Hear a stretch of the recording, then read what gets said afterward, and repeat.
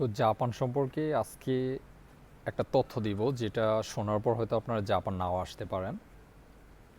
ওইটা কি, ওইটা নিয়ে এখন একটু ডিসকাস করবো আপনাদের সাথে। দেখুন, জাপান আসার আগে আপনি অবশ্যই ভাববেন যে আপনি কি জাপান আসবেন নাকি ইউরোপ আমেরিকাতে আসবেন। দেখুন, জাপান কিন্তু বিশ্বের মধ্যে খুব ভালো একটা দেশ, খুব ডেভেলপ একটা দেশ, কিন্তু আপনি জাপান আসবেন না কেন? এটা কেন বললাম, তাহলে স্টার্ট করা যাক। তো জাপান আসতে হচ্ছে ফার্স্ট অফ অলস আপনাকে হচ্ছে জাপানিজ ল্যাঙ্গুয়েজ কোর্স কমপ্লিট করা লাগে, ঠিক আছে?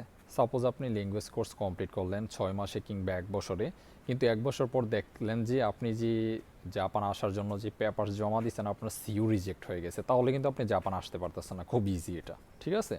আপনি হয়তো আবার 6 মাস ওয়েট করতে হবে, আরও 1 বছর ওয়েট করতে হবে। আপনি যদি অ্যাট লাস্ট জাপান যদি না আসতে পারেন, তাহলে কিন্তু আপনি যে এত কষ্ট করে যে কোর্সটা কমপ্লিট যে করছেন ওইটা কিন্তু টোটালি বরবাদ হয়ে যাবে।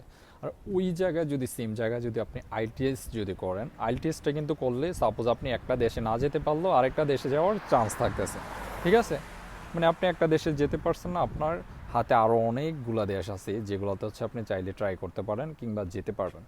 তো আশা করি বুঝতে পারছেন যে আপনি জাপান কেন আসবেন না আর ইউরোপ আমেরিকাতে কেন যাবেন, ঠিক আছে?